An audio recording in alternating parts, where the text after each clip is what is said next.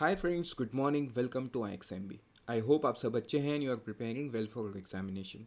शुरू करते हैं आज का हमारा करंट अफेयर जो कि है 3 मई 2023। सबसे पहला न्यूज़ हम जो देखेंगे वो देखेंगे आज हमारा गो फर्स्ट के बारे में। जो गो फर्स्ट एयरलाइन है ये वाडिया ग्रुप बैक्ड एक लो कॉस्ट कैरियर एयरलाइन है। तो देखो, इन्होंने बैंकरप्सी के लिए कल के दिन में फाइल कर दिया है, विच इज़ वेरी सरप्राइजिंग मूव। क्योंकि आ, आ, इससे पहले का डेवलपमेंट अगर देखें, May 3 एंड May 4 को इन्होंने अपने पूरे फ्लाइट्स ऑपरेशन को कैंसिल किया है एंड May 5 भी। लेकिन DGCA जो कि सिविल एविएशन का रेगुलेटर है, director general of civil aviation, तो इन्होंने उनको नोटिफिकेशन इशू करके ये पूछा है कि आपने हमें तो बताया नहीं, मतलब this was not notified to DGCA। और उसके बाद शाम को वो क्या करते हैं, बैंकरप्सी फाइल कर देते हैं, विच इज़ वेरी सरप्राइजिंग बैंक के हिसाब से। क्योंकि देखो, बैंक का BOB, IDBI, एक्सिस बैंक, ये तीन मेजर फाइनेंशियल क्रेडिटर्स हैं उनके। उनका कुल 6,500 करोड़ रुपए के आसपास बचा हुआ है, राइट। बट इनके मुताबिक, BOB, IDBI and Axis bank के मुताबिक, जो बैंक का EMI है, in simple terms we say it as loan servicing, right. जो लोन सर्विसिंग है वो प्रॉपर टाइम पे हो रहा था। भले ही जो गो फर्स्ट है वो स्टाफ को बाकी सारे लोगों को पेमेंट में थोड़ा सा डिले कर रहा था, लेकिन बैंक को पैसा वो एकदम टाइम से दे रहा था। One of the reason for bankruptcy filing that they have given is PW engines. तो देखो, ये जैसे आपको प्लेन दिख रहा है ना, इस प्लेन में लगा हुआ जो दो इंजन आता है, ये इंजन हमेशा मोस्टली दूसरे कंपनी का होता है। ये एयरबस का प्लेन है, लेकिन जो इंजन है ये US एक कंपनी है, PW, प्रैट एंड विटनी, इनका इंजन होता है। तो कुछ 57 फ्लाइट्स, 57 प्लेन ये इंजन फॉल्ट की वजह से देश के अलग अलग एयरपोर्ट में खड़े हैं, जिसके वजह से लीज पेमेंट उनको करना पड़ा कुछ 1600 करोड़ का लास्ट फाइनेंशियल ईयर में। मतलब 57 पूरा खड़े नहीं थे, धीरे धीरे धीरे एक एक जैसे खराब होते गए, एक एक ग्राउंड होता गया, लेकिन PW से वो सप्लाई कभी भी गो फर्स्ट को नहीं मिल पाया टाइम। बट कल शाम को after that they have filed the bankruptcy with the reason कि PW का इंजन फेलियर्स की वजह से वो कर रहे हैं। तो PW USA ने भी स्टेटमेंट इशू किया है saying that it was done because of non payment. मतलब जो गो फर्स्ट एयरलाइन है, इन्होंने टाइम से पेमेंट नहीं किया PW इंजन्स को, इस वजह से वो पार्ट सप्लाई नहीं किए हैं। So that is not important, but what is important कि आपको एक तो ये पता होना चाहिए कि किसने किस कहाँ पे फाइल किया है। It is the go first airline that has file the bankruptcy, right. And story के फॉर्म में आपको अगर चीज़ समझ में आए तो ज़्यादा बेटर होगा। तो यहाँ पे न्यूज़ ऐसा भी है कि ये बैंकरप्सी का प्रोसीजर आपको पता होना चाहिए if you are giving RBI। बाकी बैंकिंग एग्जाम के लिए रिक्वायर्ड नहीं है। जो IBC है ना, तो IBC कोड, अगर आपको इसमें कोई भी डाउट है तो you can write in the comment section, we can bring out the separate video on this. तो बढ़ते हैं कुछ आगे और चलते हैं नेक्स्ट न्यूज़ में, देखते हैं that is India service sector rise. तो देखो, ये एक RBI के डेटा के हिसाब से जो सर्विस सेक्टर एक्सपोर्ट है, ये 27% का ग्रोथ हुआ है फाइनेंशियल ईयर 23 में, which is very very big number, right. 26.6% to be very very precise, approximately 27%।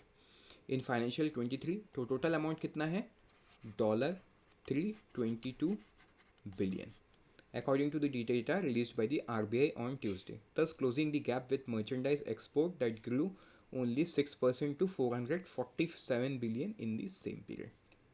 ठीक है, 447 बिलियन।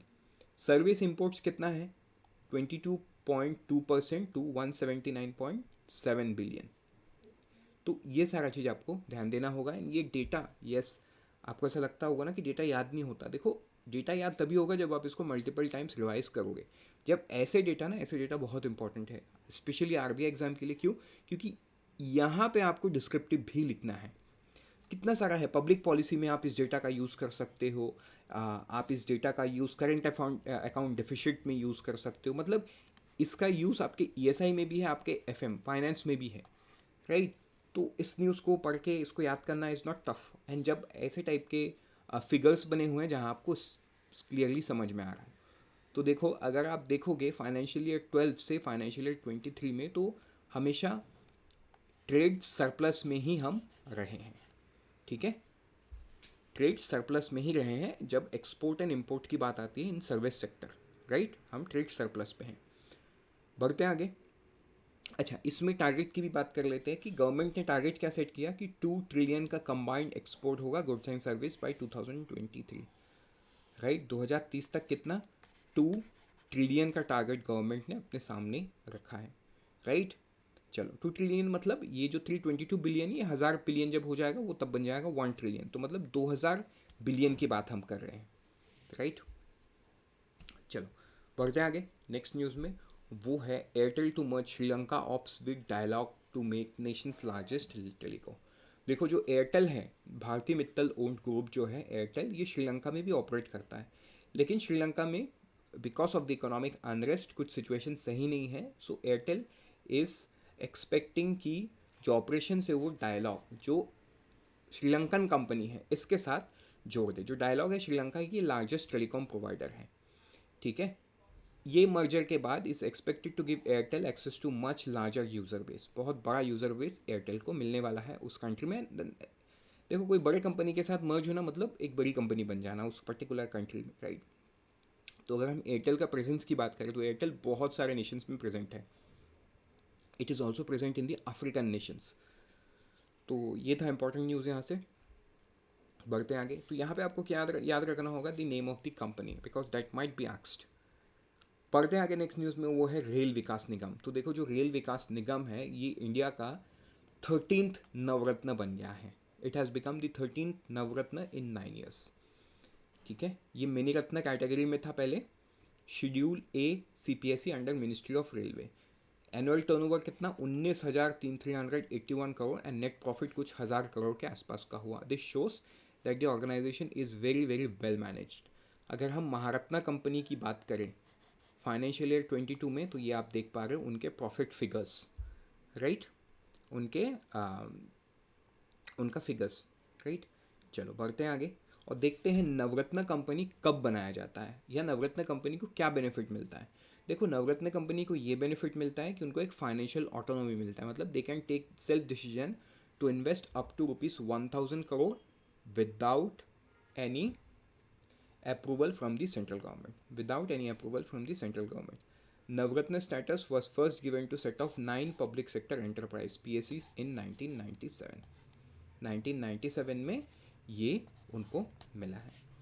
बढ़ते हैं आगे नेक्स्ट न्यूज़ में, वो है neighbourhood first Maldives gets 2 made in India worship.